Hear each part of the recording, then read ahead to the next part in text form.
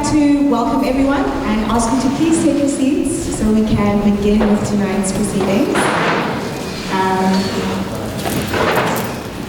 This is so exciting. It's so good to see everyone here, to see all these faces in this space who have decided to come together at this moment, to hear, to be part of this conversation, to really just imbue and be one with this conversation about Ubuntu. It's a topic that I think is very deep. It's a topic that I believe is very powerful. And that's why today I think we're so very honored to have the speakers that we have here today who are going to hold the conversation and hold us all in this space for this conversation. In a place also that I want to recognize, which is crafted in its architecture as a circle, as the space of welcoming, of creating equality amongst us, and saying, let us connect face to face, heart to heart, body to body. And so I'm really excited that we get to do this in this place with these people at this time. I think it's a very timely conversation.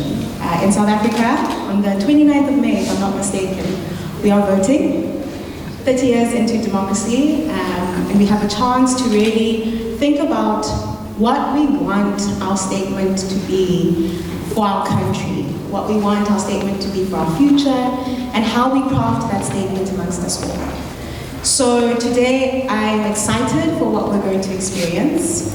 I'm excited for the conversation, and I hope that it will deepen our connection to ourselves, to each other, to the environment, to the world, to that which we might call spirit.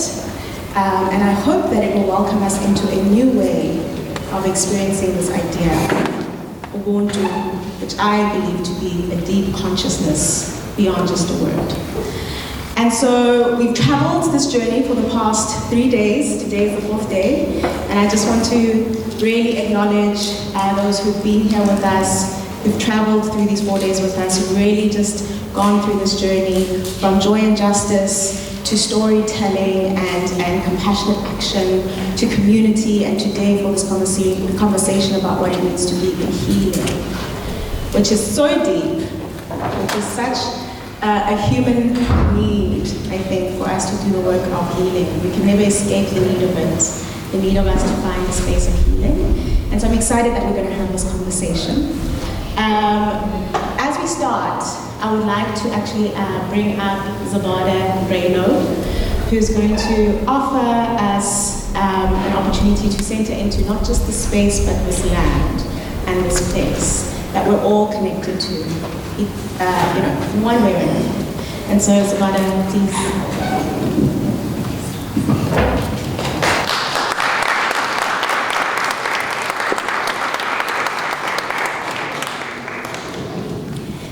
Says everybody, good afternoon, goeiemiddag, sawubona, moweni, assalamu alaikum, shalom. My name is Abada. I'm the daughter of Abram January, and I am a Khoi Aboriginal woman. There's many layers of history which cause pain, trauma, loss, humiliation underneath the city, underneath this province, underneath this country. History that's surfacing timelessly but hasn't received recognition or acknowledgement yet. Reparation, reconciliation, compassion cannot start in the middle. It needs to stretch way back to the past. Be present, but also reach our future generations. Having real compassion for all humankind goes deeper than what the naked eye can see. Compassion includes really understanding the land, honoring and acknowledge its complex history, its trauma, and helping her peoples to remember, to understand, but also to connect with the land and the First Peoples. Me and my colleague, Reverend Pippa Jones, with the CTII, as a sign of respect and to encourage inclusivity, compassion, healing, and reconciliation has set a precedent by pausing, paying attention to the land on which we stand, acknowledging the trauma and honoring the peoples who were here first. The first peoples, my ancestors. We would be humbled if you would consider adopting this practice as a form of compassion and healing on the platforms that you serve. Let us in the present heal the wrongs of the past and encourage an inclusive South Africa where nobody is left behind. I am privileged of being born from a Khoi bloodline and on the soil of my ancestors and receiving my traditional history from my father, Abram January, since I was at a very young age. This is Khoi and San, traditional land. My people have a very unique and spiritual connection to this land. We are connected to this land by blood. My ancestors respected the soil as much as the stars, the mountains, the water, the wind, and every living organism of this land and within. The sacredness of this land transcends to a higher power, a power bigger than man. This land that we have the privilege of living and navigating on today were their gift from the divine. Their entire existence revolved around the sacredness of this land. My ancestors were true believers of preserving the gift of the divine. They lived symbiotically with the utmost respect for Mother Earth. I honor and I respect the diversity I see on our land today. So no matter your heritage, your background, your spirituality, your gender orientation, we are all connected to the sacred soil of the Khoi, the true and original custodians of the land on which we have the privilege of gathering on today. Remember, we all have a spiritual connection to land, me and you. In essence, we are our land. Our land is us. We don't own the land owns us. I can sense that the spirit of my ancestors are at peace as I am proclaiming to you that you are standing on Khoi and San traditional land. May the Almighty, through the spirit of my ancestors, bless, fulfill, and protect you as you navigate your journey on this sacred land. In honor of my ancestors, I have a favor to ask you. Please receive the blessing that the Southern Hemisphere has to offer you. Please be kind to one another. Be kind to the soil. Be kind to the water. Be kind to the plants and every living creature on our land. Let us heal together, be empathetic, compassionate, appreciate our diversity, and pollinate Ubuntu wherever we go.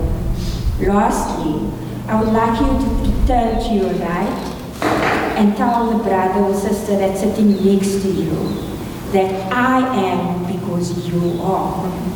And then again to your left. Which one is my left? I don't know. But you can turn and just tell the brother or sister next to you, I am because you are.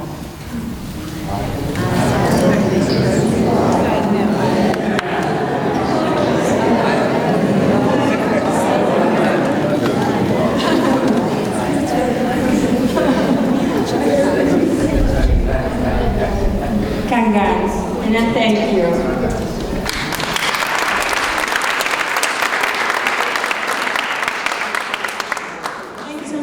indeed we are because of each other. I am because you are. I just want to take a moment to acknowledge the wonderful artist Kabelo, who is at this moment.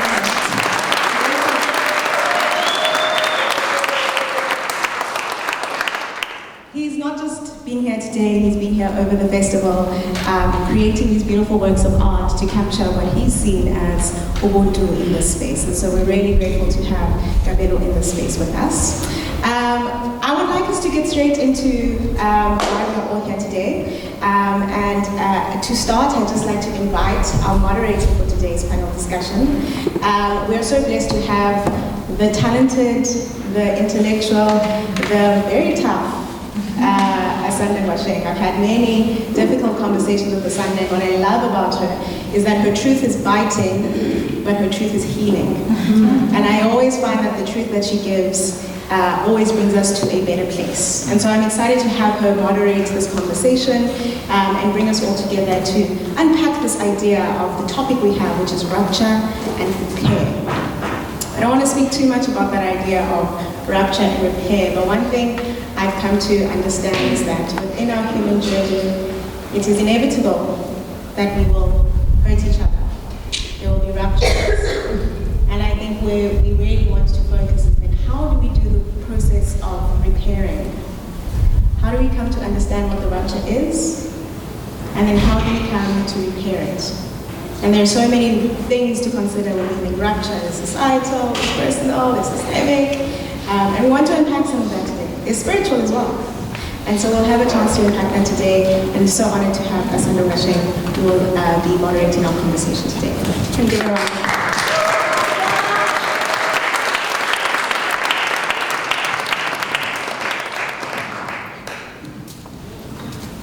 Hi everyone, thank you so much for inviting me, Babalong. Really excited to be here today, and I thought I'm going to introduce our speakers, but before I do that, I thought I'd just share something which I found in an ancient, I like to call it ancient because it's so old, as my kids would say, dictionary, and it's a Xhosa English dictionary. First written in 1915, and it says in its definition of Ubuntu, it starts off by saying Ntu, that's the noun, a human being, a man, a woman, a person. Abantu, men, persons, people, especially the native people. Ntu, the legendary ancestor of the Bantu race. Isintu, the human species, humanity. Uluntu, the human race, mankind, the common people. Ubuntu, manhood, manliness, virtue, humanity, human nature. And the diminutive of that is umntwana, or umntana, a child. Ubuntwana, which is childhood and childness. And I thought it was such a powerful way to just bring us back to the essence of what it is. And what really struck me about it is the idea that young children are the definition of do, the essence of what it means to live and breathe and to embody Ubuntu. And I think it's so fascinating when you think about it like that, because as children I think we understand and we engage with Ubuntu sometimes even better than adults do. I just thought I'd introduce that before I bring my panel and we start our conversation. So I'm going to start with, she may not like this.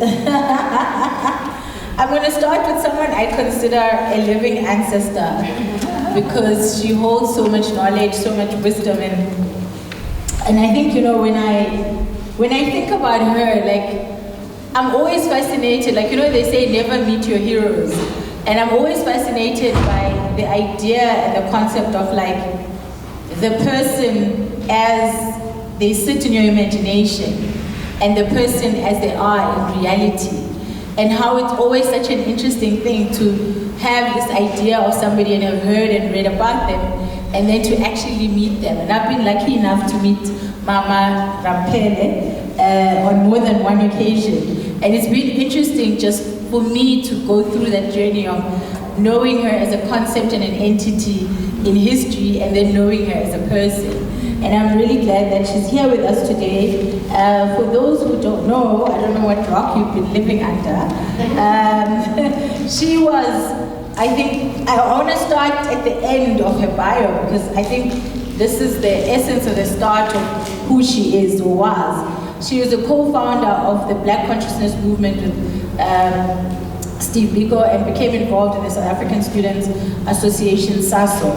But of course, she has lived and done many things. I mean, after that, including starting a clinic in the Eastern Cape, working for the World Bank at some stage, having been the Vice Chancellor of the University of Cape Town in South Africa.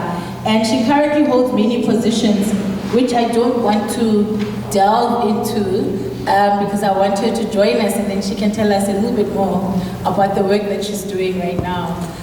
Please welcome to the stage, Mamphela Ramphele.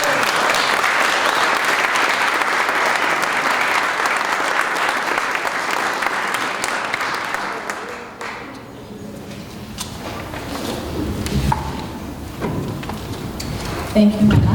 Okay, so before we hear from Mama Ramphele, I want to bring my fellow panelists. I'm going to start with Mangaliso Baphilise Ntekiso, who is somebody that's standing at the forefront of bridging the ancient and the contemporary, weaving the rich tapestry of Ubuntu principles into the fabric of modern healing practices. And they are an energy healer, a consciousness coach, a diviner, and they offer a holistic approach to healing that encompasses the physical, the mental, the emotional, and the spiritual dimensions of the human experience. Please join us on stage.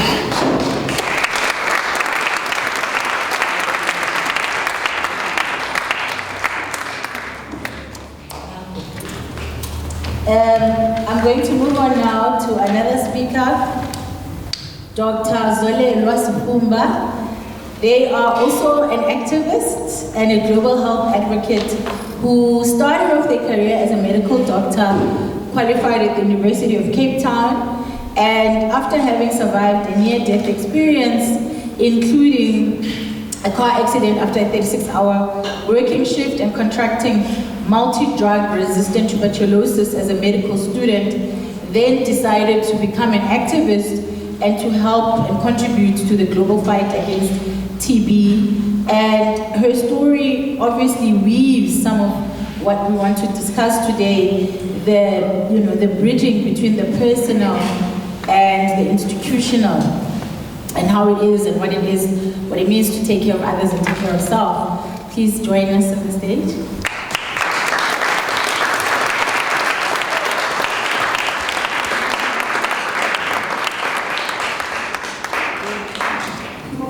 Okay, the next speaker is Felicity Harrison. She grew up in KZN and studied law and politics, and she has moved from that. She now works, she promotes democracy through dialogue via the Rupture Forum for Social Reflection, and she has done some work on higher education and issues around the intergenerational transmission of trauma. And outside of that work, she volunteers on boards, especially those with human rights and developmental focus. Please join us on stage.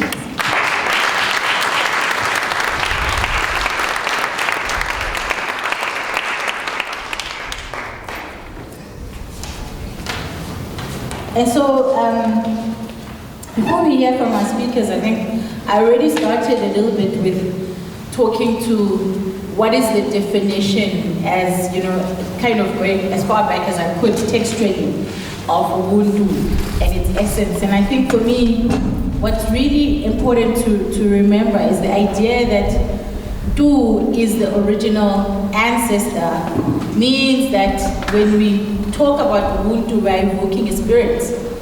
We are evoking, it's a spiritual concept. It's not just a concept that existed when Nelson Mandela first spoke of it, or when Desmond Tutu first spoke of it. And I think yesterday a lot of people spoke to how it's difficult to talk about these things in English because it's a feeling. Ubuntu is a feeling. Ubuntu is a connection and a connectivity.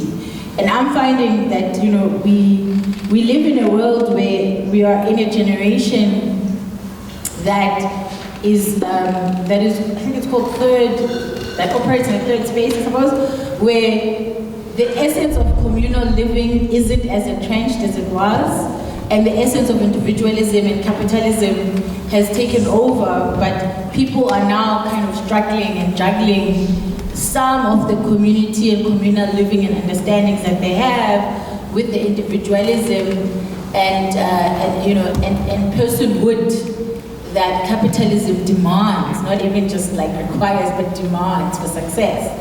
And I'm really grateful and I feel really privileged to be part of a panel of these esteemed guests who are going to hopefully help us to unpack, a lot around these issues of Ubuntu as the personal, but also Ubuntu as the communal. And I think all of the individual and collective journeys have so much that can teach us about the personal aspect of Ubuntu and the institutional aspects. And I think for me, just to start us off with a conversation, it would be interesting to hear from each speaker, starting with you, Mama Ramphele. But for me, what would be really good is to, in that introduction, just take us through, how does it work to constantly be shifting between the individual and the communal, especially when there's a sense in which I would think your persona and personality almost exists outside of you in those bios and in everybody's imaginations of who you are, and to have to navigate the self in that. But it's not too difficult a question. Well, Morweni, Dumelang, I would like to start by urging us not to take English definitions of who we are, because they are inadequate. There is no such thing as a Bantu race and Kree race and Blue race, no such thing. This Ubuntu talking about is about the essence of being human. Whether you live in Canada or you live in India or you are part of this Ubuntu. So when you talk about Ubuntu, we're talking about the sacred within us that manifests in our personal lives, in our professional lives, in our political lives, and in our relationships. I grew up in a village where we were not told this is wrong, that's wrong. No. A person doesn't do Ubuntu akayenzi. That's how we were brought up. They didn't need a dictionary. It came from, we must remember that Africa is not just the cradle of humanity. It is the cradle of human civilization. More than 700,000 years ago, our ancestors understood that to be human is to carry the sacred in us and to manifest it in a way that is complementary. Our ancestors didn't have the concept of time as linear. You must ask Einstein and all these smart people who tried it. It doesn't work. So Ubuntu is an expression of the Creator's will to make us into a unity. And that unity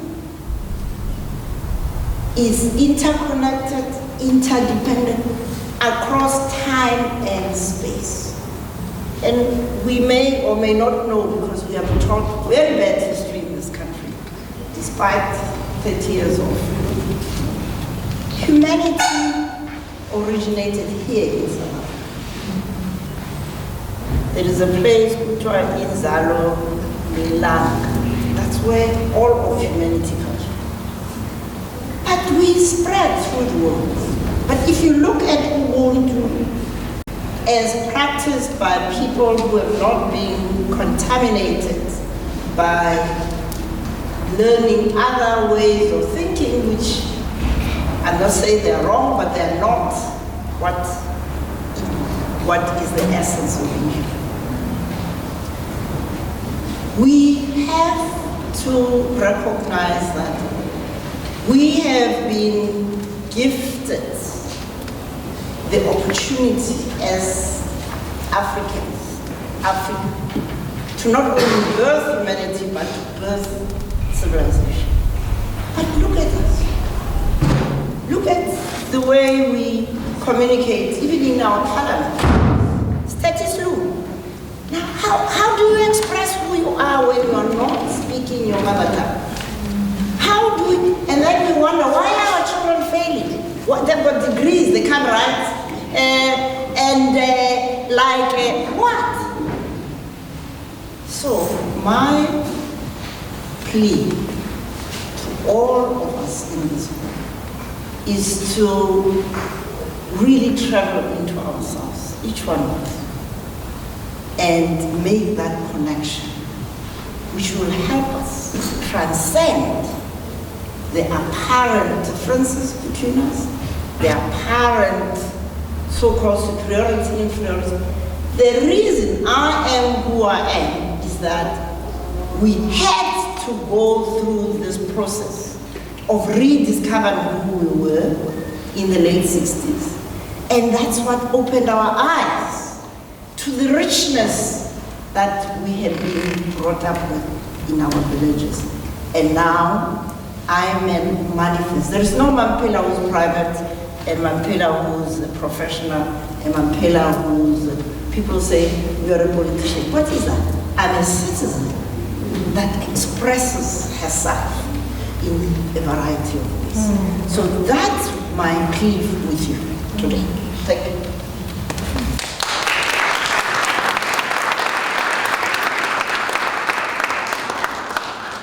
Thank you. I think that provides us with fertile ground to engage with further, especially with Mangaliso. If you could give us your thoughts just to get us started. Thank you. All right, thank you very much. For me, Ubuntu is a consciousness. It is acknowledging that you are because of others and you are one with nature, vibrating for a greater purpose. It is, yes, an Afrocentric concept. And Ubuntu gives us our culture and our tradition, gives us a way of life. And it is Ubuntu that connects us with the world. And every time the world touched us in a bad way, we still gave Ubuntu back. For me, Ubuntu,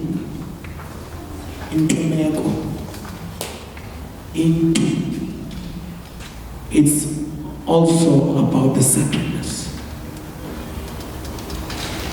It has to do with our ancestors, because Ubuntu gives us a way to connect with our ancestors. It gives a way for us to forgive ourselves and also forgive our ancestors and also forgive those who have done wrong to us. Without Ubuntu, we could not sit like this today. But because we have Ubuntu that allows us to stand in a common ground and also understand ourselves. So within Ubuntu, the concept also gives us the idea of our God, that we are not separated from Mvele, from Amata. We are not separated. And when we understand that, we are able to go forward. And we are able to stand and not be what we have within ourselves. And every day, that's what we must be able to connect to. and then we'll be able to make a difference to the world. And as you know that within the system, we have a way of life, we have Zolelwa, we have Asanda, and who gave us that if it is not Ubuntu? Who set and held a space for so many tribes in Africa if it was not for Ubuntu, Ubuntu? So for, as you say that Ubuntu is an ancestor, I believe is one of those first ancestors who was taught by the spirits, who was taught by the sacred world. And for me, every day when we live, it seems to say to our culture and our tradition, we have to be proud. We have to be proud of who we are. You know, because when we are proud of who we are, practicing what we have to practice, then we are also acknowledging Ubuntu. And one more thing is that when the world introduced us to religion, whether it was Christianity or Islam or any other religion, we introduced that world to Ubuntu. Whatever the world introduced us to, we gave back Ubuntu. So that's where I stand. Thank you very much.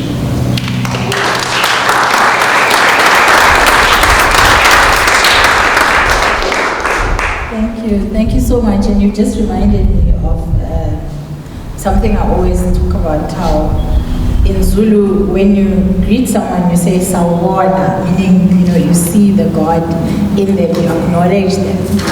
And often when I run workshops, one of the biggest complaints is that people don't get greeted by their colleagues. And this is a big deal, particularly for African people, because we come from a culture that requires a recognition that I am here and I am present before anything else can happen.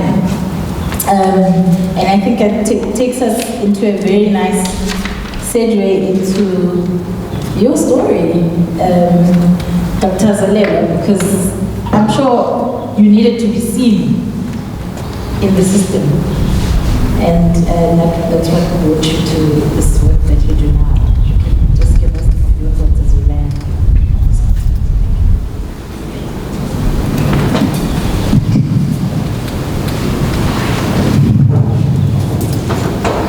I'm not going to do it like the other people have, so please bear with me. Okay.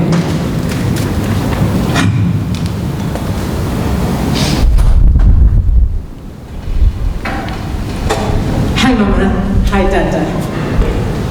I've got some good news for you. You know how I applied to go to UCT Medical School?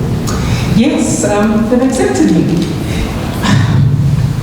Yes, I know you said that I was probably too lazy to do this, but I believe I can do this. I'm ready.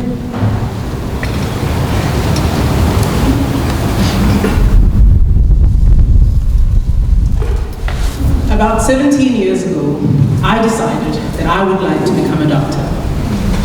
I was interested in helping people, unaware of the wounding that subconsciously drew me into a career in healthcare. While determined to learn how to tend to the pain of others, I came face to face with some pain of my own.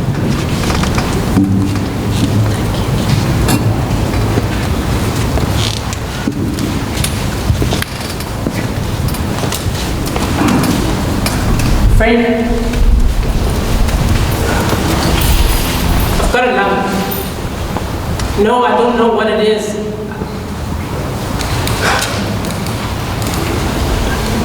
Do you think it could be TB?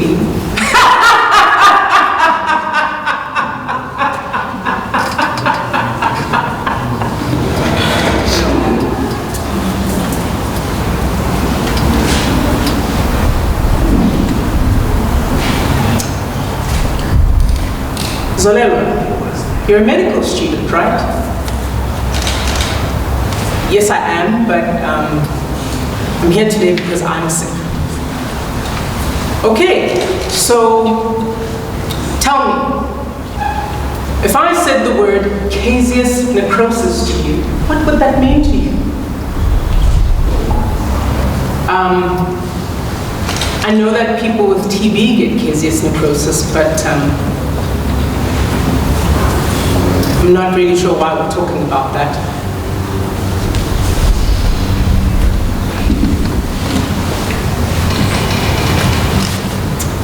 Hello, I would like to speak to Zolelwa. Speaking. I'm calling from Curtis Ear Hospital. The results of your test has come back.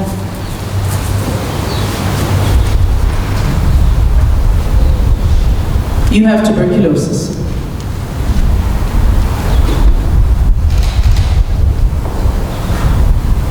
Your TB is resistant to isoniazid and rifampicin. You have multi-drug resistant TB. Please go to the clinic. Bye.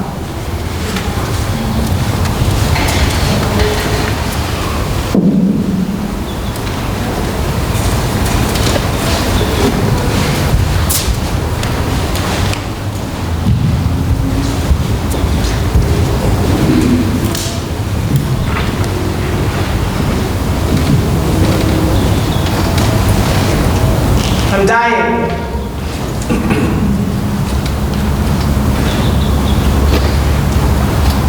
I'm dying.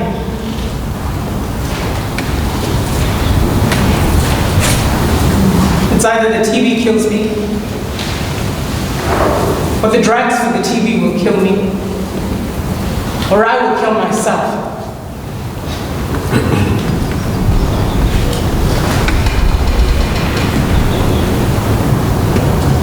Do you think they know yet?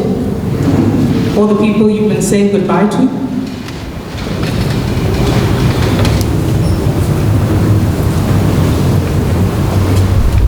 The journey to healing starts with my own awareness of the pain, my own personal need for healing. The next step towards healing is taken by my courage to express the pain. It culminates in my willingness to receive support for the pain, the act of accepting it. Healing is in the journey towards it, not just the result, not just the destination.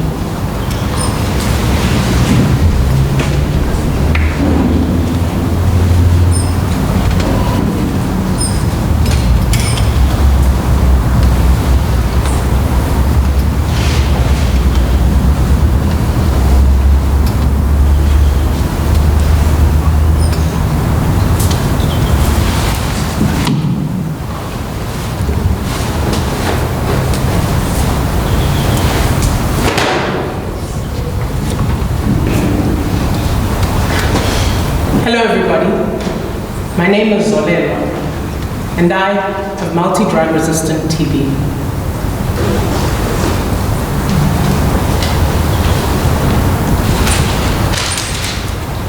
It comes so easily to hide away from the pain, out of fear. Society tells us that pain is bad, that it is something to be ignored, suppressed, avoided, and rid of. However, there is hope. Hope that when we stop hiding from ourselves, we will find relief from the pain. Let us be the brave generation that decides that the culture of ignoring our pain ends with us. The pain we feel makes us feel divided, when really it can be a force that unites us. Together, there is hope for healing. This is the beginning of a conversation about pain. Would you join me? Hi, everyone. My name is Zolelwa, and as I said, I had multi-drug resistant TB as a medical student that I picked up from the hospital. And I want to know, what the hell does it mean to be having conversations about Ubuntu, rupture, and repair while black? or brown in the Western Cape. Have you ever tried to heal a wound by covering it with plaster? Or brown? Did it heal? Was hiding it enough? I've seen all sorts of wounds in my career as a doctor. Those ignored worsened. Those not adequately managed rot. The poison finds its way into circulation, and the result is decay and death. Those managed, they heal. Our pain demands to be felt, not just TRC'd, forgiven, admired, or forgotten. I've seen people die from a wound. I've seen people live from a wound. The wound that broke me open happened here in the Western Cape. Generations of unhealed pain happened here in the Western Cape. Pain happens here. Overwhelming pain, life-altering pain, miserable pain, festering pain, deadly pain. Let's look at our pain here, together. Yes, looking at it may hurt, but that pain is a lot less than the pain of not looking at it. How about a cape of good hope for us all? Thank you.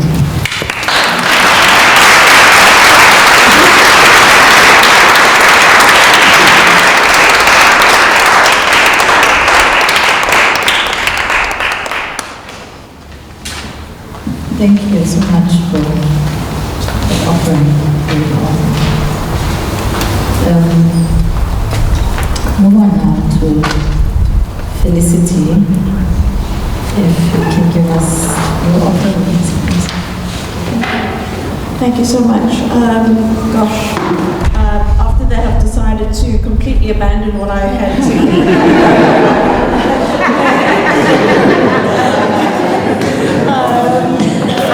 So this will be short, but I think what Ubuntu means to me is a very difficult question to answer. I think to start off with, I've had to unlearn a whole lot of things because I come from a white, middle-class Western tradition in South Africa. And the culture that I come from and the philosophies that I come from emphasize the individual, emphasize the power of the individual, emphasize how the individual can overcome things. You don't need other people. You just need to have resilience. You just need to have strength. And so in my journey and I'm still on that journey to understand what Ubuntu is and to live Ubuntu, it has meant unlearning a whole lot of those things that are at the very heart of not just my culture but the global culture and the way in which whiteness perpetuates itself, and whiteness is exclusionary and privileged, and we have to unlearn all of that in order to embrace what Ubuntu is. I think the strength of Ubuntu is feeling understood and feeling valued and feeling heard, and that can only come in relationship. You cannot do that sitting by yourself in a room. Recognize in my experience of Ubuntu that the legacy of my people is alienation, dislocation, and isolation. And what do I have to do in order to repair the damage that has been done over 400 years in South Africa? I have to recognize also the humanity of the people that came before me, which is incredibly difficult. To forgive my ancestors for being slave owners, to forgive my ancestors for being colonialists, to try and understand their humanity. Because if I cannot see their humanity, I cannot see my own humanity. I think for me, coming from a Western tradition and a Western religion,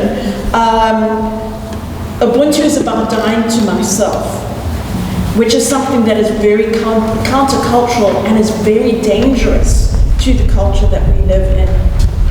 I have to listen with humanity and humility.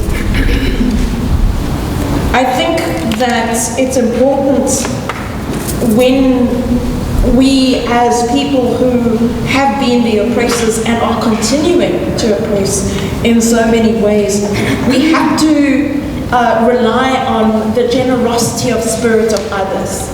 The other who will love us no matter what we do. The other that will support us, who will correct us, and who will journey with us to our ability to connect with ourselves. We are not fully human until we experience the humanness of others. And we've lost that sense of connection to ourselves and to other people. And I think that, just in closing, to say that the way that I connect to people is my experience as a woman in South Africa, with all that means, with all the fear that comes along with that, with all the terror, the insecurity, the trauma that comes along with that. My connection with other people in South Africa is through the mental illness that I have, the depression and anxiety that is with me every day. And I'm able to say other people are going through that. I'm able to reach out to other people and they're able to reach out to me. And so it is in those experiences, those common experiences, those experiences of solidarity going, it happened to you too, that we're able to reach each other. But in order for us to be able to do that, we have to meet each other. South Africa is a country where people don't trust each other, they don't trust their families, they don't trust their neighbors, and they don't trust anybody else. But we also don't encounter each other. When was the last time I had supper with somebody who was not of my race?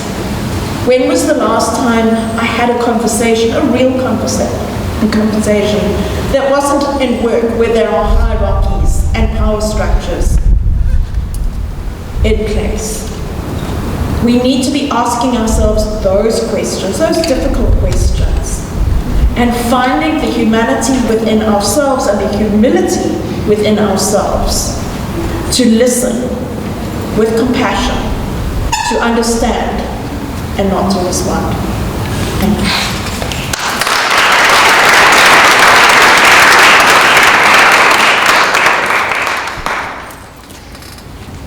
I feel like we need a moment of silence just to meditate on what has been said and kind of distill. And as I was listening, I was just struck by this question that's sitting with me, which I'd like to pose to you, the panelists, to help us to work through and to understand. So I've been fascinated / obsessed with a concept called institutional betrayal, which is defined as institutions harming those dependent on the institution. And this includes the failure to prevent or respond supportively to wrongdoings within the institution when there is a reasonable expectation of protection. And this is about the harm of institutional betrayal is that it's both pragmatic and psychological. And I'm reflecting on this because of the experience, that you've spoken about of being a medical student, therefore expecting protection from getting sick, even though you're dealing with sick people. And I'm reflecting also on my own, my mom is a nurse, and on more than one occasion she's been pricked by an HIV-infected needle and had to go on PrEP and everything in between. So I know the second-hand experience, the trauma of it, right? And it really brings me to this question, which is twofold, which is one, how do we begin, and where does Ubuntu sit when we live with institutions that are determined to betray us at each turn? Because I feel like that's one of the biggest issues I sit with on a day-to-day basis in my head in South Africa. And then secondly, which I think you've spoken to, but I'd like us to delve even deeper, is there's often like the idea of Ubuntu as a concept of selflessness, of giving yourself to others, can at times harm the individual, right? So at which point do you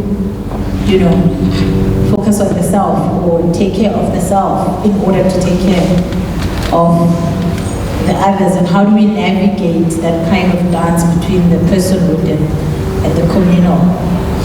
Because I think all of the stories and what you've expressed speaks to that, and I'd really love to hear your thoughts on that. We'll start. I would like to start with an institution called South Africa, called Africa, which has been free, quote unquote, for 60 years, some, us 30 years. Why is there so much suffering? More in my village than was the case when I grew up. It's not the problem of institutions. Institutions are products of us. We in South Africa failed to transform our society beyond just ending apartheid.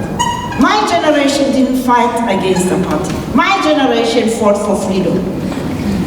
Because we recognize that it starts with freeing the person inside, the God who lives in you, so that God can manifest in who you are.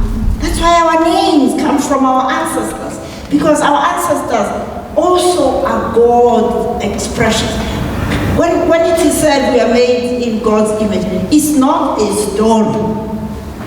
It's an existential reality of who we are. So what we failed to do in 1994 was not to move beyond ending apartheid, but to embrace Ubuntu. We didn't do that. Just witness a country where the majority of people look like me, having a BEE policy. It's like, to cure TB, you must drink more bacillus germs. The problem of inequalities in South Africa cannot be cured by continuing the divisions of the person. It is when we see one another as part of ourselves that we will not act in a manner that undermines the well-being of others. We will not allow schools to have children drowning in toilets. This didn't happen during apartheid. It happens now. So it's not about institutions. It's about a wounded people who have not looked inside to heal that trauma and therefore be able to be servant leaders. Not, it's our turn to eat. Those are wounded people. So the institutions you talk about, Sisi, that are a problem, or the lack of trust, it's not trust that we have to go to a workshop to build. Inside here. Because when we as little Mamparas at medical school learn to free ourselves from calling ourselves non-whites, non-European, we became free spirits. I don't care whether I'm in Canada or in Iceland or in Burundi. I'm the same because I'm free. Our problem in South Africa is that we have not embraced the need to heal ourselves from the false notion of races, of people of different hierarchies, and of this dominance of the male. Our ancestors for a long time looked at women as gods, because we're the only people who could produce another human being. Until they figured out, There is something else. But it's the veneration of the feminine in both men and women that make us complete. And so my plea to you, all of you sitting here, particularly the young ones, you are lowering your expectations. Raise your ambition.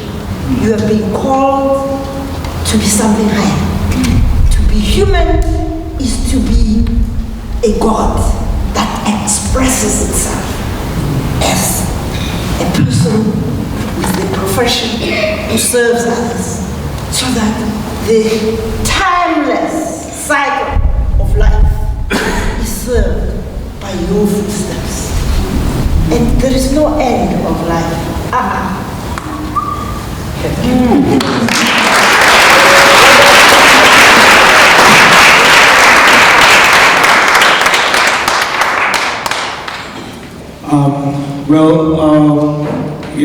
Ubuntu is a responsibility. It is accepting a responsibility and agreeing to be responsible. When we leave our homes in the Eastern Cape, we tend to leave Ubuntu behind. And also the struggle to fit in a system that is not yours, and you have to compromise every day. You end up compromising Ubuntu wako, which is something that is not supposed to happen. There are principles we see to. And the minute we want to compromise Ubuntu for something else, we are going to forget those values and principles. The minute we want to follow the West so much, we are shifting from Ubuntu. Nowadays, it's all about me, my wife, and my kids, that's all. But when I go home, it's about the family, it's about everyone. So we have a responsibility every day. When we went to the mountains, you see, there will be a tour of you, for example. And every morning you have a responsibility, and you cannot smear and your partner have a responsibility.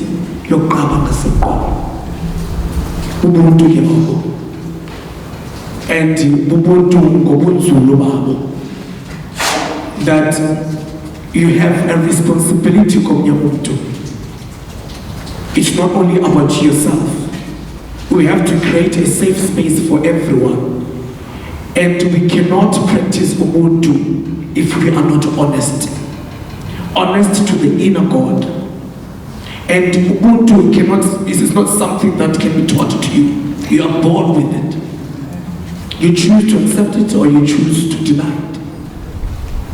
So we were pushed to heal. I met a lady the other day, and then she said to me, "You South African are so innocent."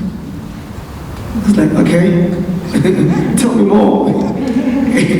And she came with, concepts and all that, and we led to a point that we need to heal and move on.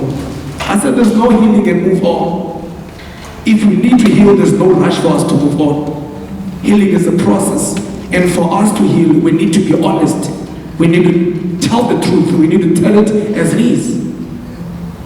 And if we are not prepared to do that, then we are not prepared to heal. And what are we healing from? Why did we get to a point where we needed healing?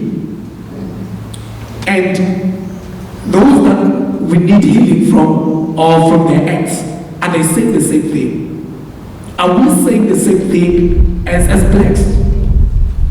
Are we standing with the same truth? Are we telling the same truth?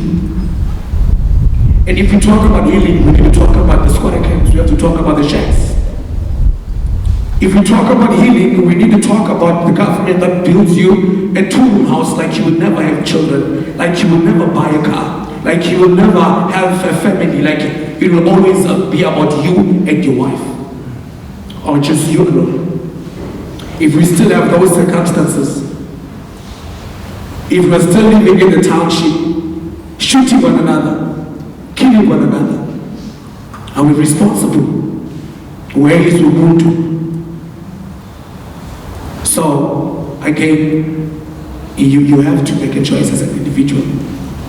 Whether you're in a big institution or small institution, ask yourself, am I doing the right thing?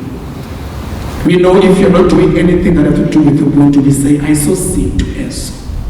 If you're stealing, I saw sin to eso. In our Isintu, a man is not even allowed to kick a dog. Not a car, not a injured. There's respect. There's acknowledging Ubuntu of Ubuntu. So, it goes back again to an individual. What are you saying? And then we deal with the system. Thank you.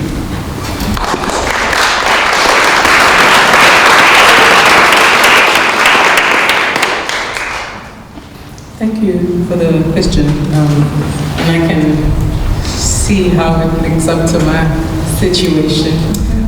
So yeah, when I got TB, I was very angry at my medical school. Like, why would you tell me that like I could get this? You know, lectures, we had lectures about a certain picture of what somebody looks like when they could have TB. You know, it's the lady who lives in Kailicha in a one-bedroom house. And so I thought, that's not me, that's not my reality, you know. And further upset with the health system because we're not protected, you know. So I spent a lot of my career in advocacy fighting and being angry and being like, the Department of Health is not doing anything for us. I called SAMA, I called so many different bodies, they all failed me. I was like, oh my gosh, you know, they want us to die, you know. And I mean, I was also at UCT around roads must fall and fees must fall. So institutional racism was part of our dialogue. But what I want to say is that I'm not taking the blame away from institutions. What I realized in my situation is that I betrayed myself. I betrayed myself by not speaking up about the pain and saying, I'm in pain, better do something about it, or do something about it myself, you know. So where does Ubuntu sit in terms of institutions that are determined to betray us? I think Ubuntu starts with how I treat myself. You know, do I trust myself? So if I don't trust myself, how do I even begin to trust someone else?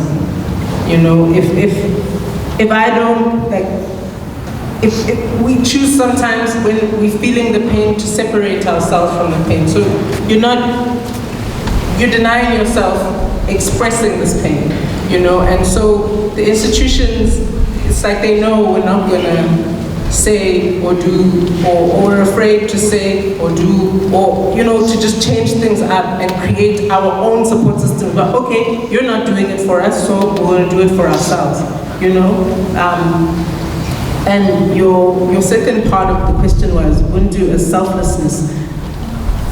Who told us that Ubuntu is selfless? Selflessness, I keep giving, I give. Diapela kaloku. No, diapela, I can't, just like a picture I like.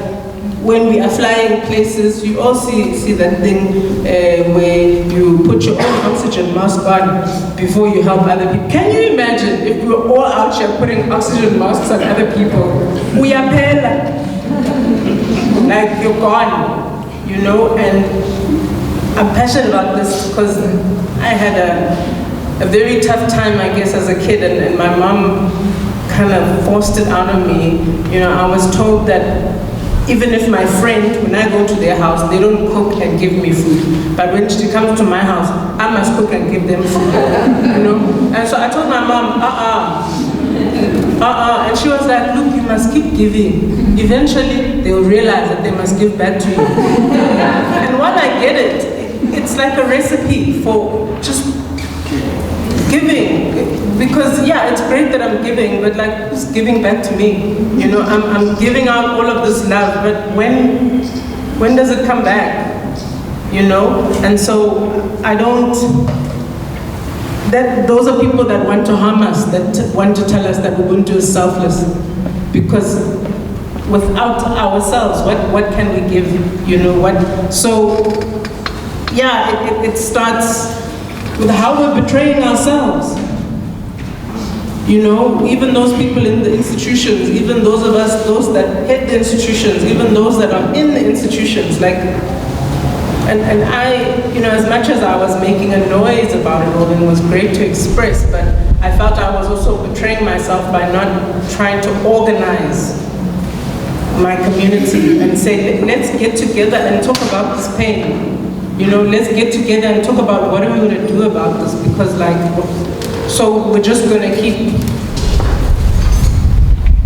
like, just finishing, just like, you know, and it can't be that way, you know, so we've got to just, yeah, come back to ourselves, all of us, you know, and those, I love that Mamphela Ramphele said that those, it's wounded people, unable to be servant leaders. You know, I really used to think that they were bad, and maybe they are bad people, fine, I'm not going to say they're bad. But like when I was thinking about my seniors at work, I was just like, yo, you're so evil, you're so bad, you're so, only to realize that they're hurting too.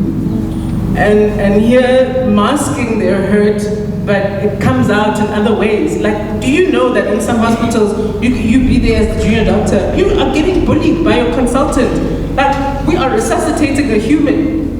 And I call you to come help me, and you say you're not gonna come.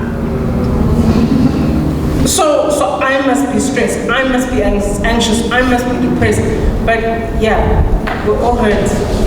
We're all like in some kind of pain, and it's important to look at that pain. If we keep trying to repair before we actually even look at the rupture, like how are you even going to describe where you're in pain if you're not going to look at it? Oh, it's somewhere there. I think, and that's essentially what we are. If we don't know how to characterize our pain and express it in meaningful ways, we're just gonna sit in it. And I've been there, I've sat in it before. There's some pains that I might still sit in, but mine is to just encourage people that let's look at the pain. You know, if our institutions are causing us pain, let's look at that.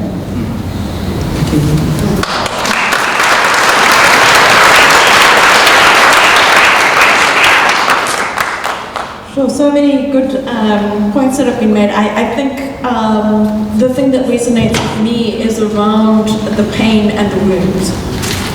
We as South Africans are very quick to try to say look at our achievements, and our achievements have been great. We have been able to achieve a lot, but there's also so much that we still need to do, and we don't want to sit in the pain. We have to take time to sit, and not to get morbid about it, but to feel it and to really understand what it is. And I think that if we don't do that, what we're doing is we are giving the oppressors and the people who continue to oppress the opportunity to move on. And we have to deal with that pain. The people who cause the pain have got to understand what it is, and we can't do that unless we are moving, if we say we're going to move on. I think it's really important for us to also understand that, and this has been the hardest thing for me to learn in my work, is that perpetrators and victims reside in the same body. That the perpetrators are wounded as well. And until we can see their wounds, we cannot heal and they cannot heal. And it is very difficult. I still get incredibly angry. I read an article the other day in the newspaper, and it was on the lack of prosecution of apartheid criminals. And I was so angry, and it took me about 2 hours to calm down, because I was angry at the people who had done this. I was angry at the government that has allowed those people who committed the crimes to go free. And it didn't get me anywhere until I went, I have to remember the humanity of the people who are making decisions. Our politicians are wounded. They are traumatized. They're suffering from PTSD. We've never dealt with that. We expected our leaders just to be able to lead. We have to, as a community, understand their wounds and sit with them and walk with them and journey with them in the way that we expect people to sit with us and walk with us and to journey with us. And that's difficult, especially when you've got so much hate and frustration and anger at what has happened. But I also think that, you know, this whole question that you have around how do we think about ourselves? I think that the part of the problem is that we have such a bad sense of who we are. I am not worthy. And if I'm not worthy, I cannot give worthiness. And until we understand our own importance and our own value and our own belovedness, we're not going to be able to give that to somebody else. So if you understand your importance, you know when to withdraw and when to meditate and when to not to engage. So that when you do engage, you can engage in a way that will help, not just you, but other people. Thanks.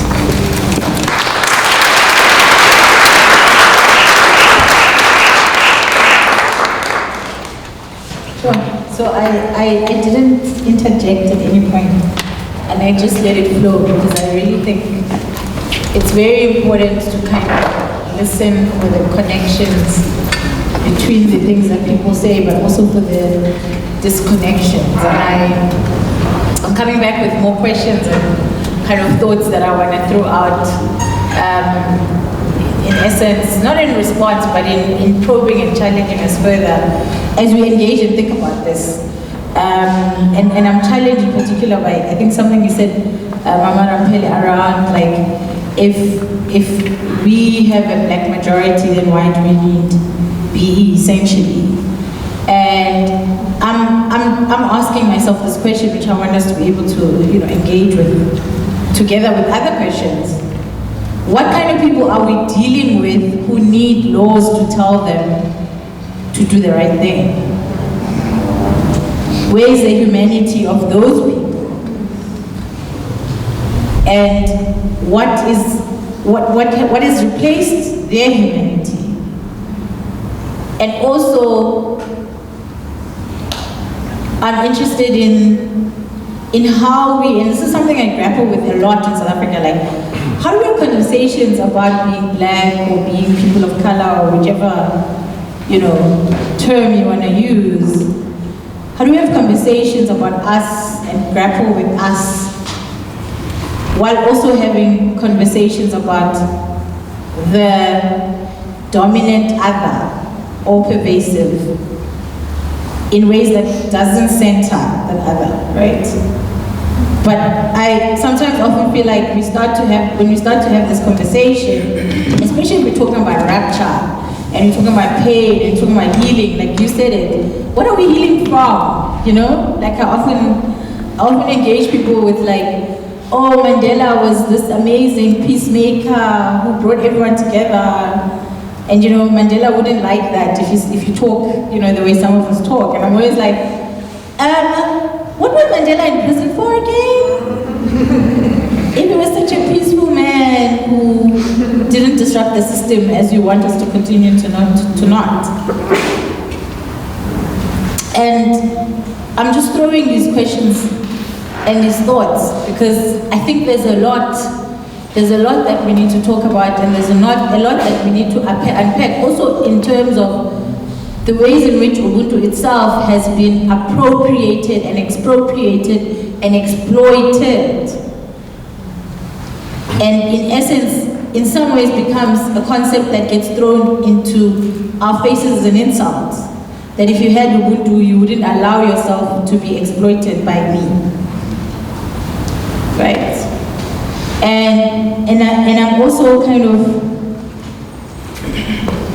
thinking through yet another question of, like, how do we begin to have these conversations if the people we need to have the conversations with, first of all, don't see the human in us, and don't see us as human, and then don't see the human in themselves. And this is such a critical question for me, because I do facilitation, and I came up with this model which I call rehumanizing dialogue, because I realized after many sessions that you cannot engage people until you see their humanity on either side.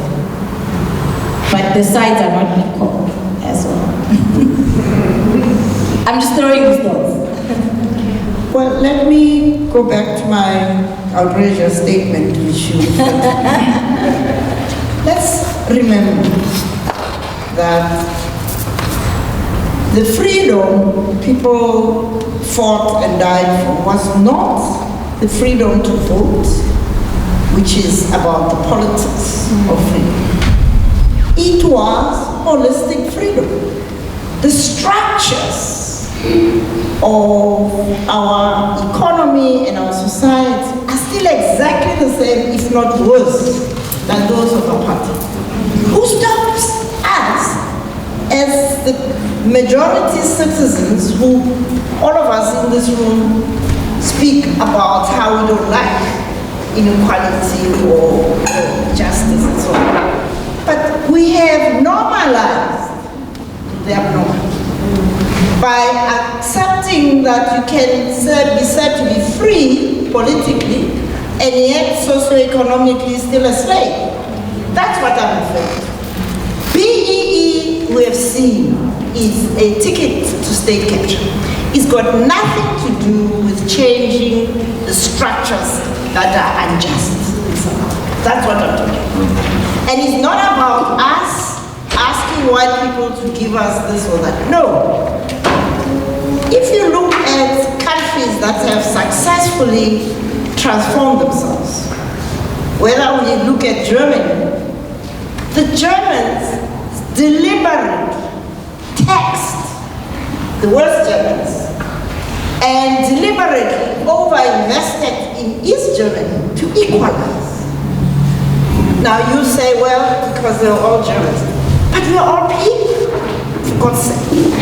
And we know that equal societies that are equal in structural terms are safer, are more prosperous, and people are better served. They don't get drug-resistant TB because there is enough air and space, not So that's one model. The other model is when you look at the Scandinavian countries, you know there were feudal societies. They deliberately didn't say, no, go and vote. No. The whole system was changed. The social, the political, the social, and the economic. That's what I'm saying. That's what I'm talking about. So BEE is a dummy. When you give him a dummy or a hair dummy, she'll sack the dummy, but nothing happens. We need to transform our society, and we now have an election in May. We can begin the journey of only voting for those people who can and are committed to fundamental socio-economic and political, because our politics are also inappropriate for Ubuntu.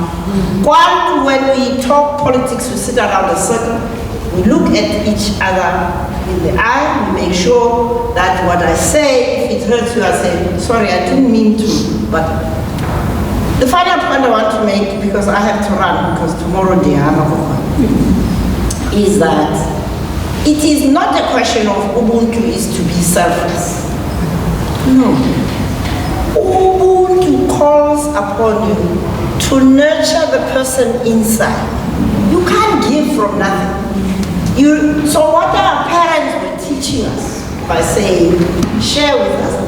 You know, when you share, you are free.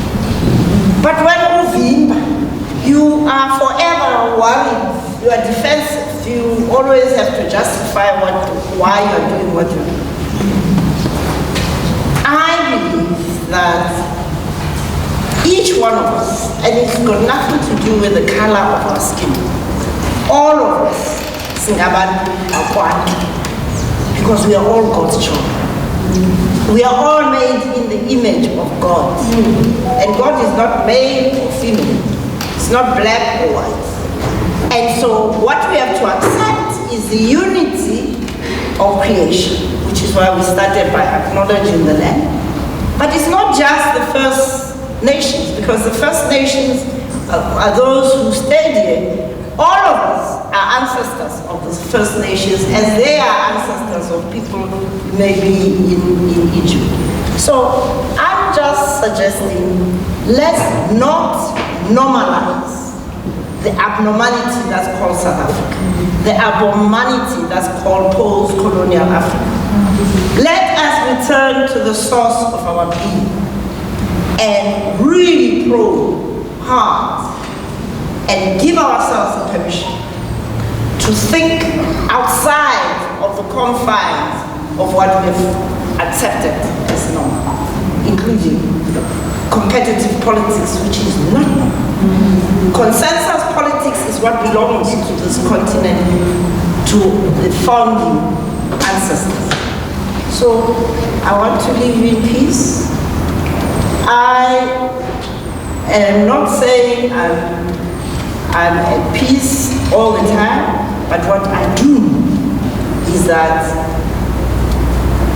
to the extent that I continue to connect the personal, the professional, and the political, I can be in any space and I feel it all. Thank you.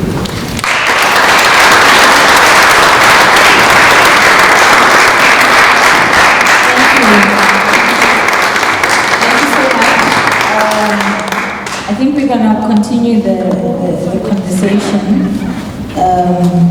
and then when we've had people's responses, then we'll take it to maybe people in the audience. Should we just go? We'll actually ask people in the audience, and then if you can, in your response, also bring whatever it is that you're sitting with. I think that'll work. Okay, so is there anybody in the audience that has questions, thoughts, burning things to say? Yes. Is there another?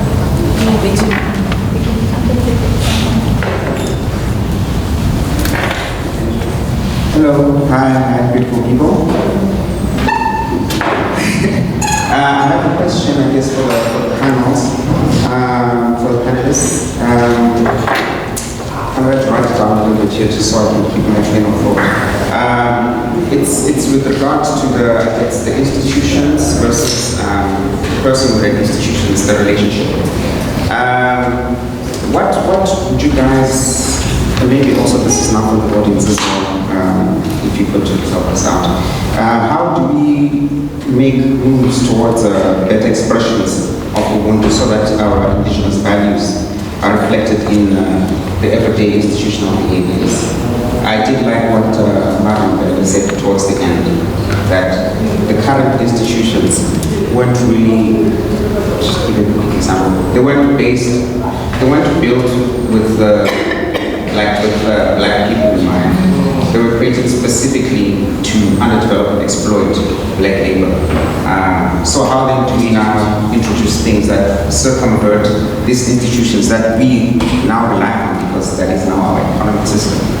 How do we circumvert that to make the expressions of Ubuntu more visible within, I guess, the economic sections, economic circles and all of that? That's my question. Thank you. Anybody else? Please pass it.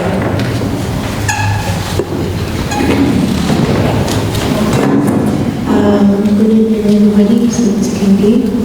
So mine is a bit of a confusion because I started on Thursday when the festival was launched, and there's been so many conversations, and I almost feel like within the different topics and different conversations, there's some form of controversy and counteract to everything else that is said before and said today.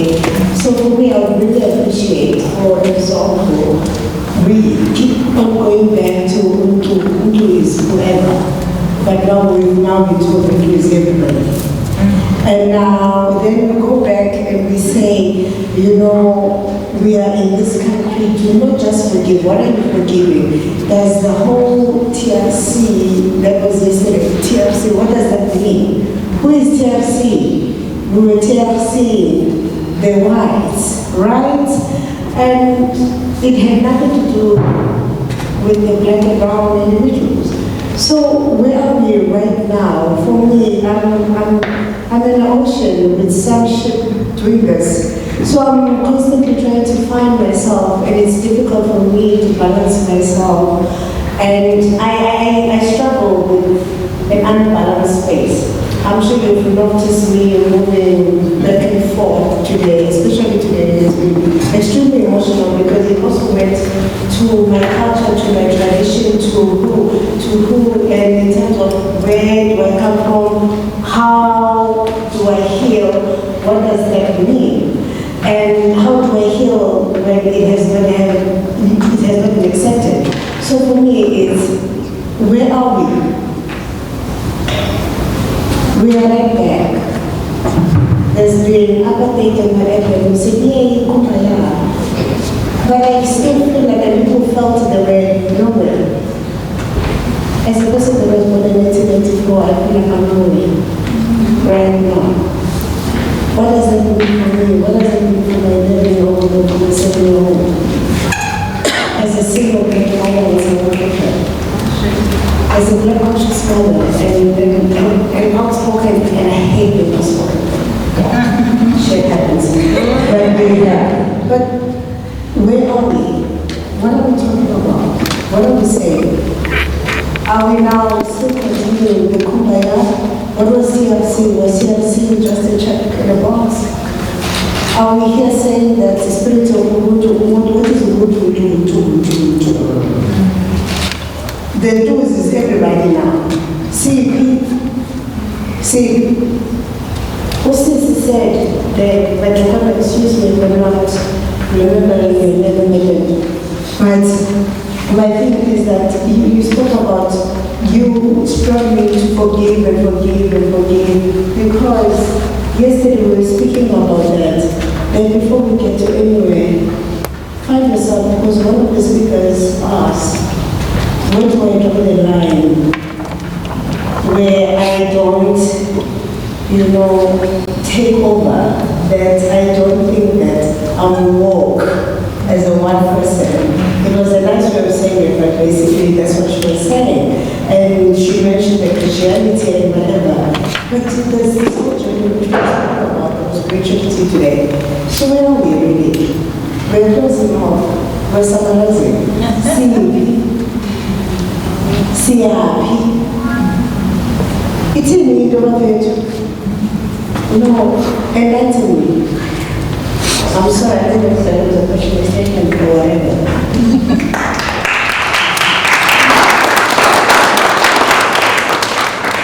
You have another question? It's not a question, it's a response. Is that right? Yeah, it's a response. This is a conversation. Yeah. Lovely. So I have to about today. Mimi, my sister. Thank you for being bold and beautiful and speaking. And the truth is, we are in the sea. These are the waters of birth. These are the waters that you think is going to be the right temperature for you because you've got that identity or that tolerance or that context or that knowing. Here's the thing. The craziness of what we are is a gorgeous constellation of our biodiversity. Look at nature. Rainbows doesn't fight, no me, no TRC, no you came here first, closer to the water. No. There's space for us all. And my curiosity is how we look to identity first. Systemically, my sister, institutional betrayal exists. But who makes those decisions? You know, the fact is the people are betrayed. We live with the wounding of pain, sit in the suffering of embarrassment, secret holding, shame and blame shit. That's the wounds. The wounds is that we don't look to another person and remember that time is here.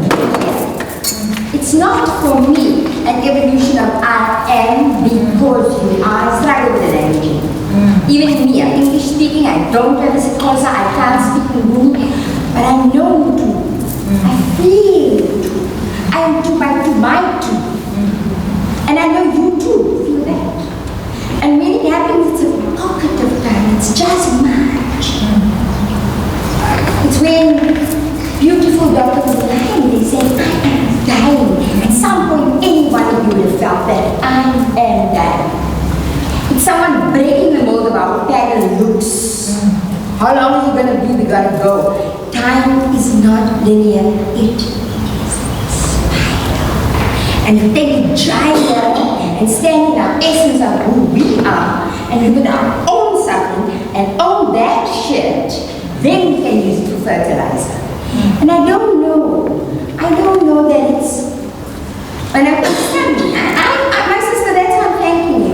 I too am struggling. I was wondering, how long are we going to do? It's very important because I had this conversation with Baba.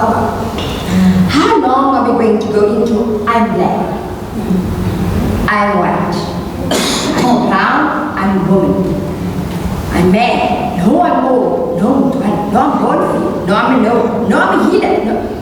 So we look at our roles and we don't look at the soul. And when we do that, we love the truth. That's Ubuntu, whether it's language like that or not. And if we keep owning it, it's mine, this is my land, this is my river, I came first, you came second, everybody just like Mamphela Ramphele. Thank you while I dry my mouth, thank you. See, I get emotional because this is the EQ shit that we're not dealing with. It's trust, it's betrayal. It's not color, it's people. Shit is happening at every wounded level. GBV is not institutionalized betrayal. It is, where's my modeling? Where's my dad? He fucked me up, I'm fucking you up. Let's all get fucked up together. Forgive me. And I hope because whoever's going to be the survivor of fittest to fuck you up so that I can feel good about myself. And they aren't positive male models, and they aren't positive family models, and they aren't positive healthy models, and they aren't good political models.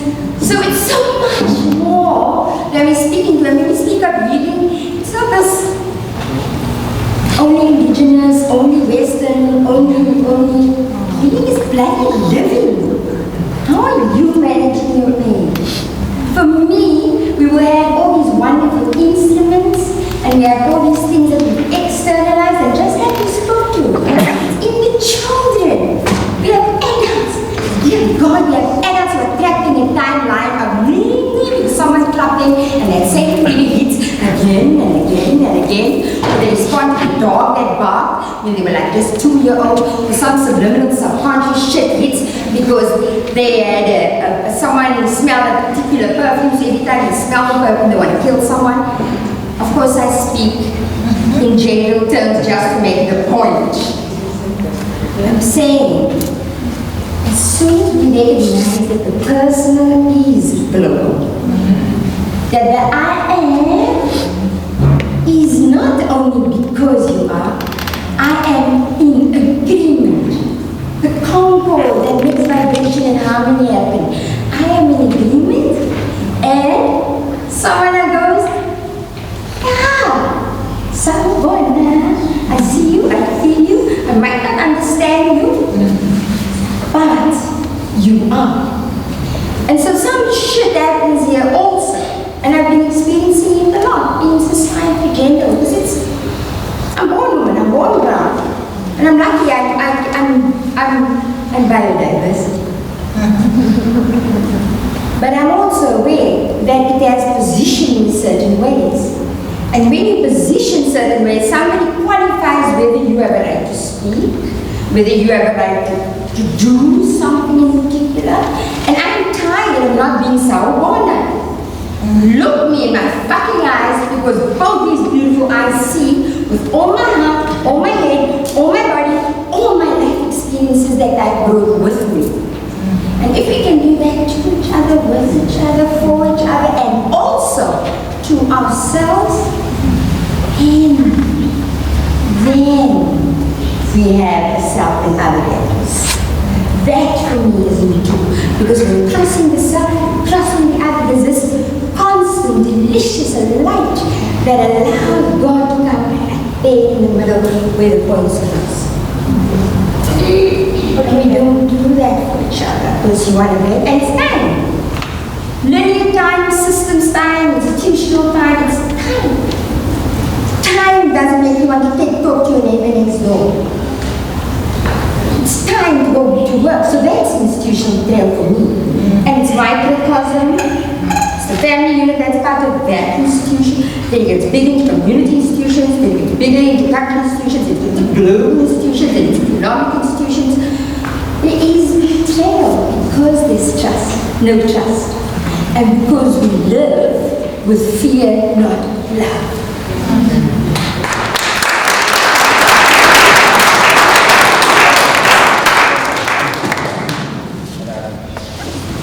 I'm going to allow a question, but can I ask that, I feel like you close us off so beautifully, like, can I ask that you keep your questions as brief as possible, because we still have the religious ceremony that needs to happen after this. And I'd also like us to have time for our panelists to respond, and if there's anything that isn't addressed, of course, when the iftar is happening, you'll have the opportunity to engage with the panelists at an individual level. Thank you.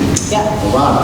I've got a question. I think to open it up, I think there's two schools of Ubuntu happening. I think there's an older generation of understanding that comes from an element of unifying in terms of struggling, because we needed to band together to fight against what was at that time apartheid. But us younger people are almost struggling with the concept of Ubuntu when capitalism is the most challenging concept to exist, because we have to put food on the table. And we got to look at you also, you know what I mean? And my question is how, I think everyone in this room understands the importance of Ubuntu as a concept. It means that we are because who we are. But when these institutions that tell us that we almost have to be individual, right? When also the woke culture tells us that we must also look out for ourselves first before we look out for everybody else, it means that Ubuntu as a concept becomes less and less and less and less important when we deal with our everyday, day-to-day struggles of going to work, trying to get that promotion, trying to get that raise so I can look after my family, look after my children, look after my parents, look after my parents' parents, because they do not have any retirement at all. So this concept of Ubuntu, yes, could be now or whatever, but how do we go about enforcing this concept in such an intensely capitalistic way of life? That's my question.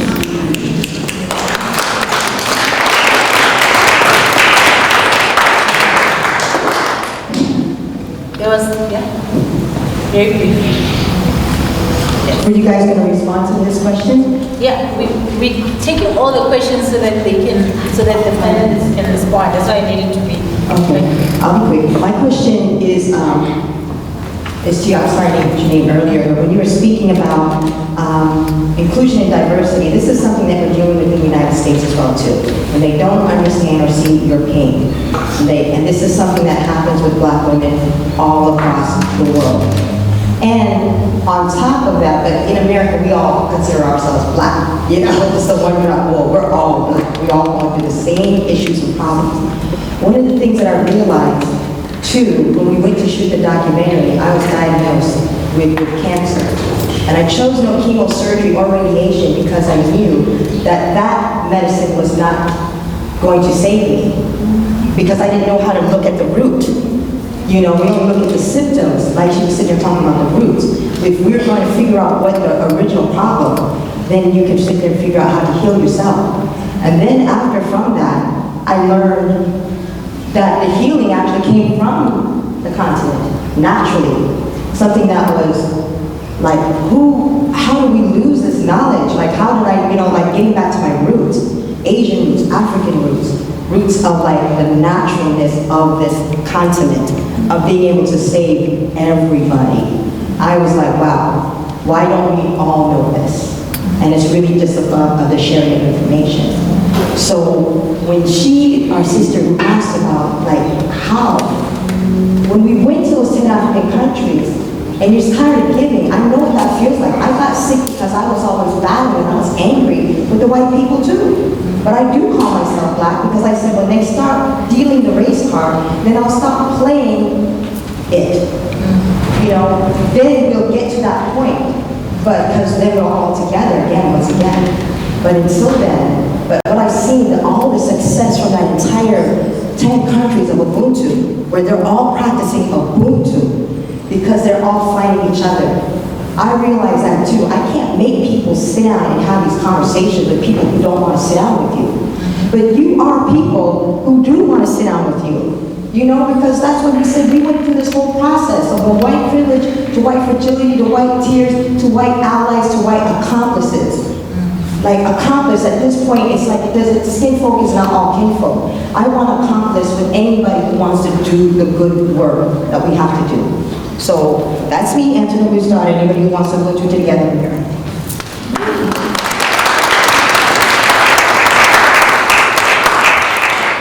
So I'm hoping that the panelists were taking notes of the questions and which questions they can answer, because that was a lot. But I just, before I hand over to you, I just want to offer just a small thing that I'm very passionate about. As human beings, we struggle with living in contradiction. We struggle with holding contradiction.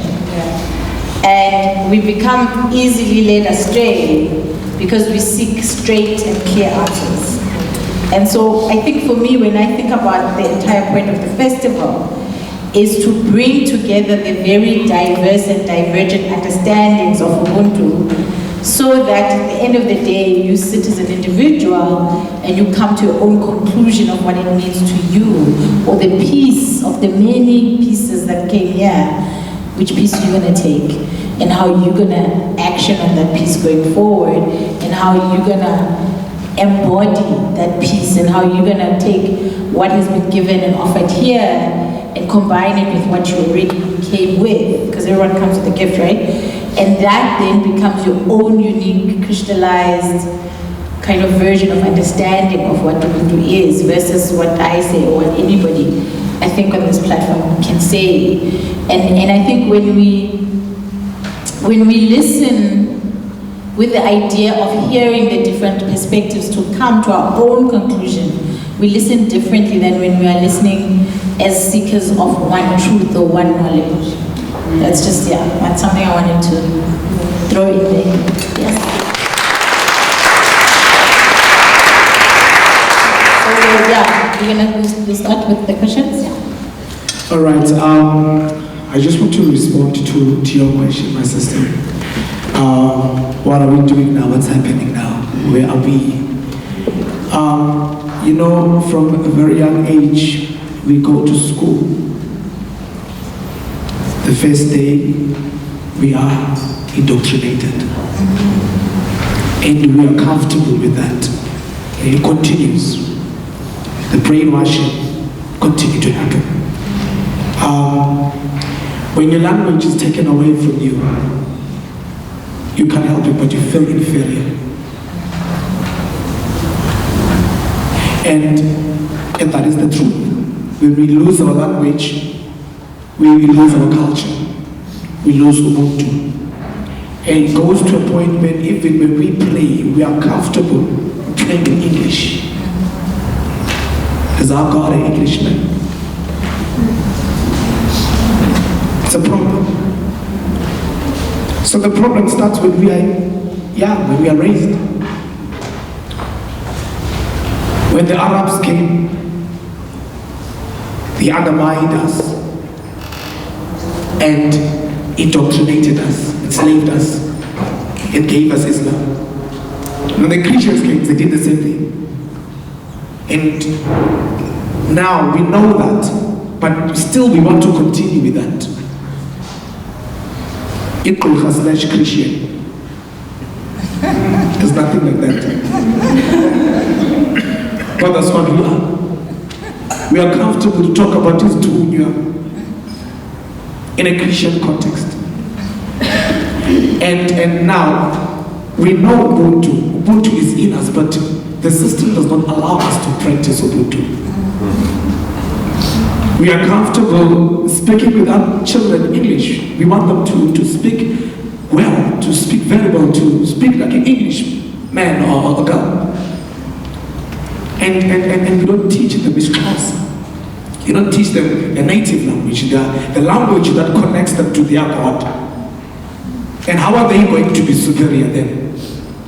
When the thinking is rewired to think inferior, to put yourself second. English first, then Xhosa second. Our education system teaches us that.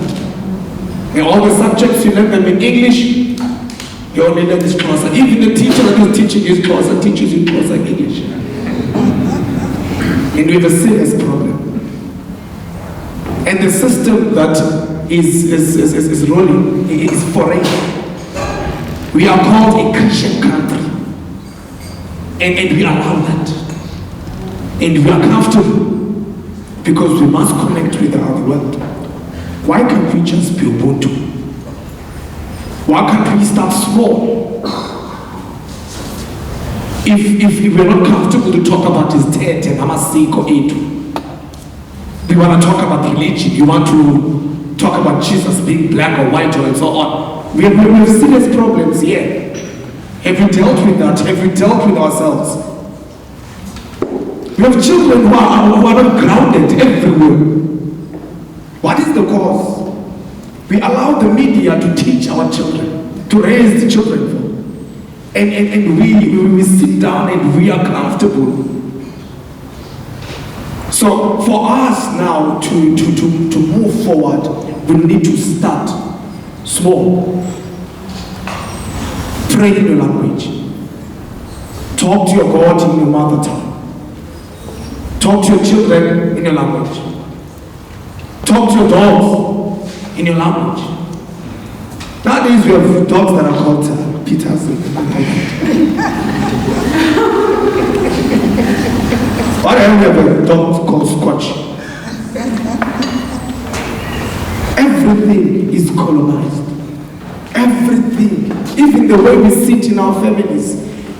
When we're eating, how we sit, we don't know why are we doing that? Why are we so comfortable with something that is not us? One guy said to me, anyone that teaches you to be not yourself, that person does not like you.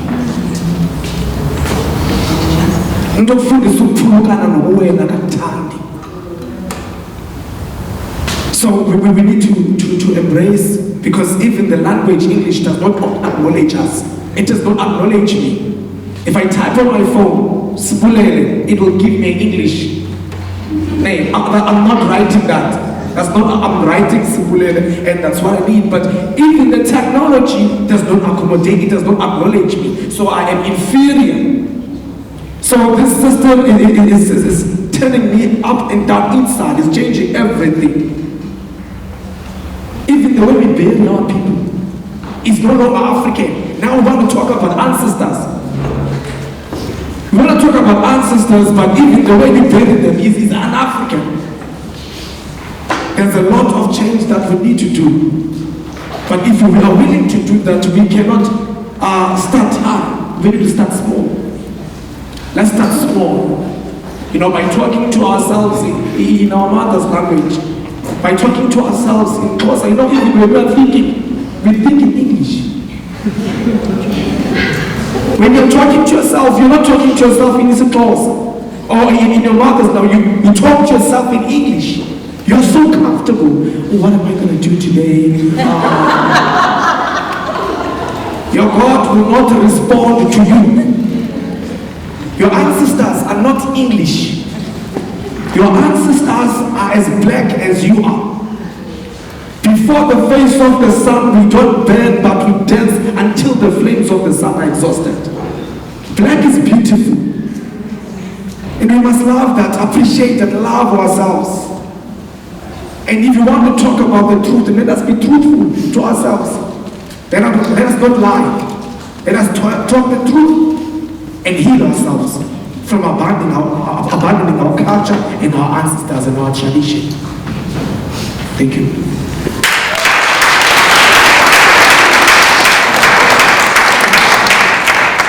I will try to keep my answer as short as possible.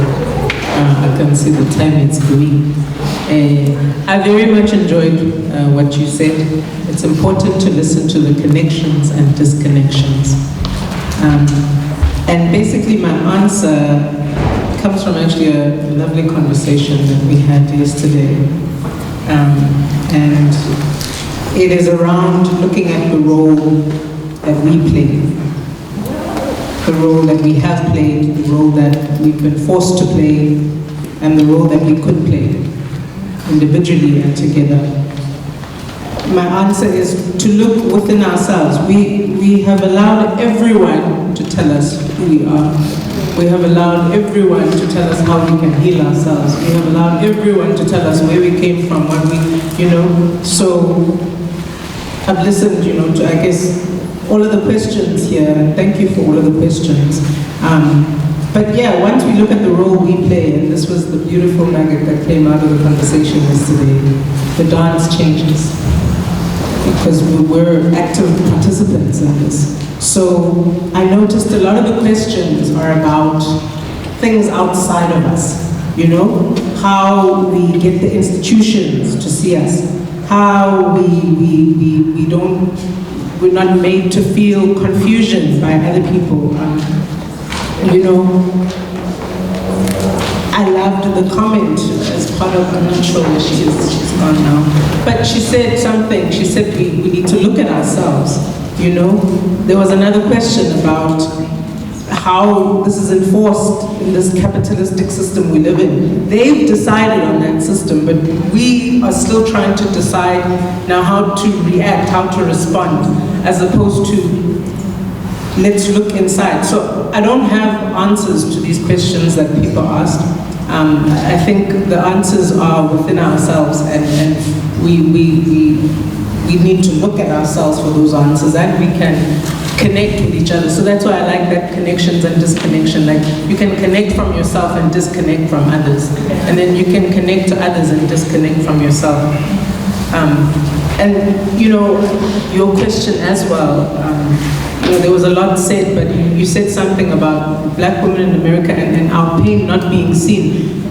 Who's not seeing our pain? Are we seeing it? Or are we expecting them to see it, before we can see it? Because we have the pain, but are we looking at it? Or are we waiting for someone else to see it so they can do something about the pain? The answers come from within ourselves. So let us hear ourselves. Let us be in continuous dialogue with ourselves and with others. If we're all fighting each other, how about we just stop fighting ourselves for a bit? And then I think of that, we'll start, if everybody figures out, how to bring themselves here and has looked at themselves adequately and decided how they want to bring themselves into the space and seen the important things that need to be discussed and why they relate to them. All of these things come from their own dialogue within themselves. And then when they come for dialogue with others, then at least they can bring themselves to that dialogue, And so, we make us aware of ourselves, that's, our answers come from within, it's easy, it's very easy, and I'm not like here preaching that, like as if I'm perfect at this thing, it's very easy to, something to happen and you look at the role the other person played.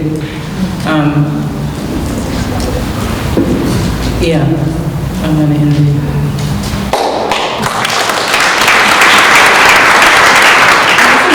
say that we're blaming ourselves, no. No, it's not looking at ourselves to say who's to blame, no. I just wanted to clarify that.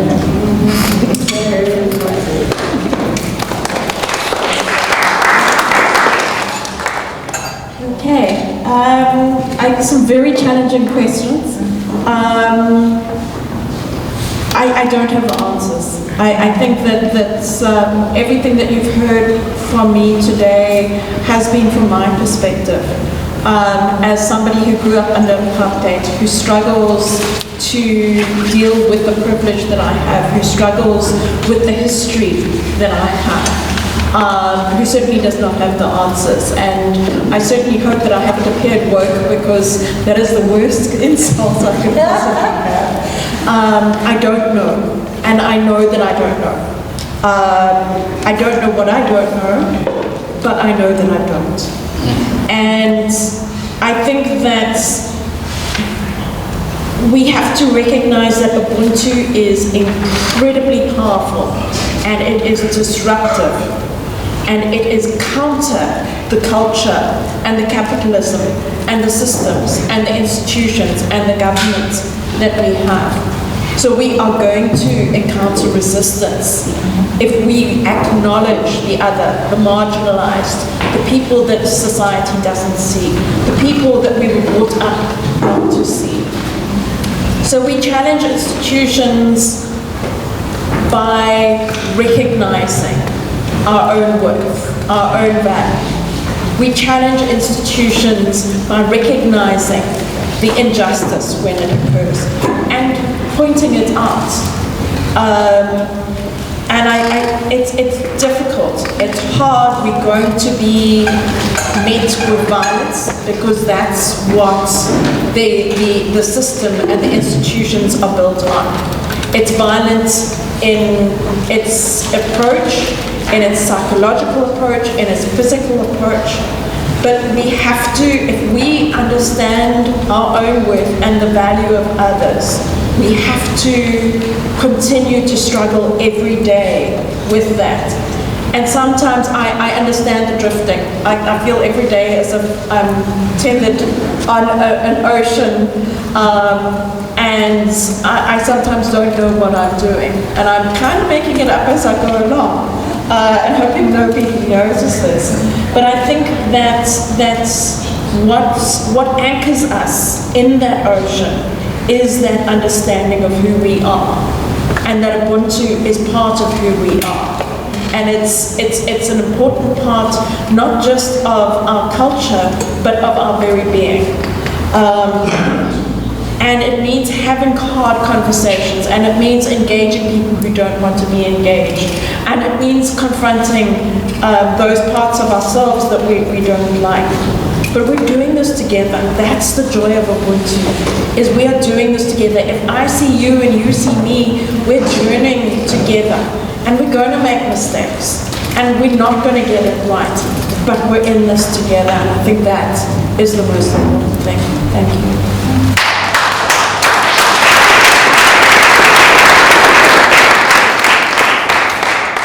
Okay, just a few words as I call, I think Pippa Jones is coming to do the closing, the final closing. But as they make their way, just to appreciate and thank everyone, of course, for coming here and being with us, even though things dragged a little bit longer than we intended to. But to also, again, reiterate that the idea of the conversation is not to walk away with a conclusion. It's to walk away with more questions that you need to work on within yourself as we move along. And I think, there was a deliberate bringing of people together who don't even necessarily agree 100% on the essence of Ubuntu and what it means, precisely because it's important for people to hear from different perspectives so they can come to their own conclusion. And I think for me, what I'm sitting with right now, just as a kind of acknowledgement of the moment that we're in, is this idea of being a Black South African who experienced apartheid, observing, witnessing the people of Palestine undergoing apartheid, and coming back to this room and seeing where we are as people who were Palestine, who were Israel, and appreciating that we're fighting, but we're in the same room in that fight. We're arguing, but we are sitting together in those arguments. And I think sometimes as South Africans, we take that for granted.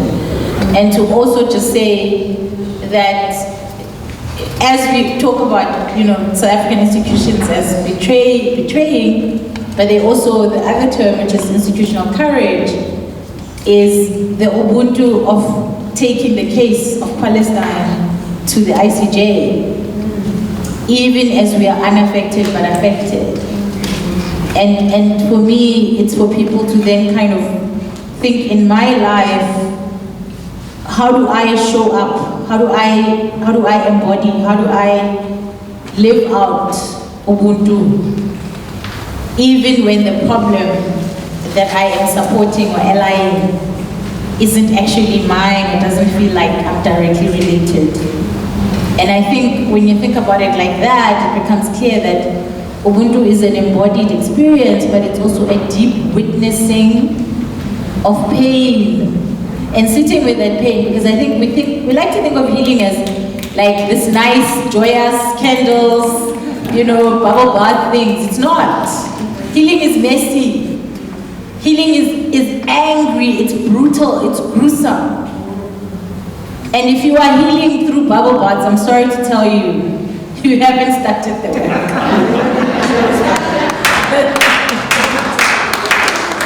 And so that is, I think, the way to end our Ubuntu. I really love this title, Ubuntu as Rupture and Repair, because there cannot be any repair without rupture. And so there cannot be any coming to an understanding without these arguments and these conversations and these contradictions. Thank you.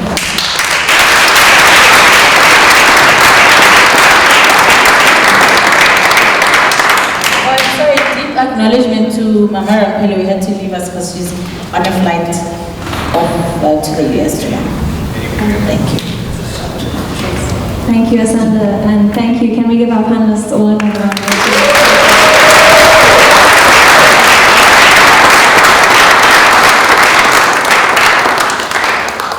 Yes, I invite you all to just take a moment to take a deep breath in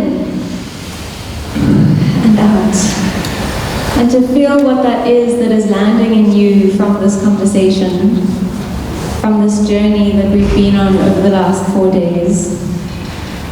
And what that takeaway is, what that step of action is that you're going to take, or what that thing is that's just shifted inside of you a little bit. Just hold that for a moment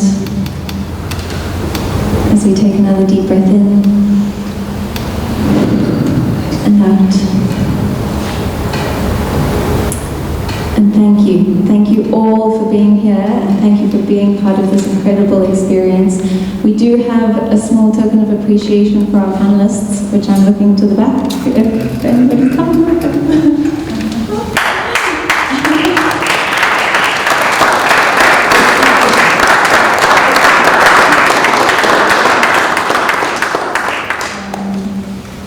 For your time and your wisdom and your experience and all of the stories that have touched us in so many different ways. A really powerful way of ending off, I think, our Ubuntu Festival. So yes, please, let's.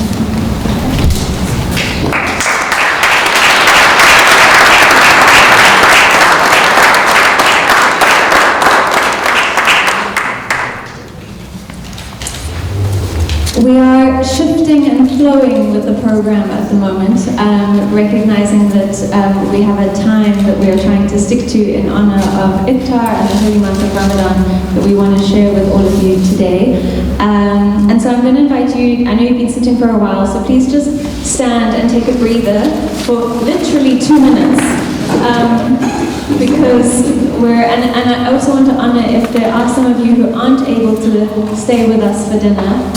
now is your moment to depart if you're not staying. But I'm hoping that you will all stay and really just use what we're moving into now as a way to practice what we've been talking about, a way to practice being in community, to have a conversation with somebody that you haven't met yet or connected with, and to share what has touched you from this conversation, or what you're grappling with, what questions you still have, what you're leaving the space with. And so just stretch, do what you need to do, and I'll invite our panelists to take your seats or move into the crowd as we shift gears and invite our friends from the Turquoise Harmony Institute to join us. But 2 minutes if you need to go to the bathroom,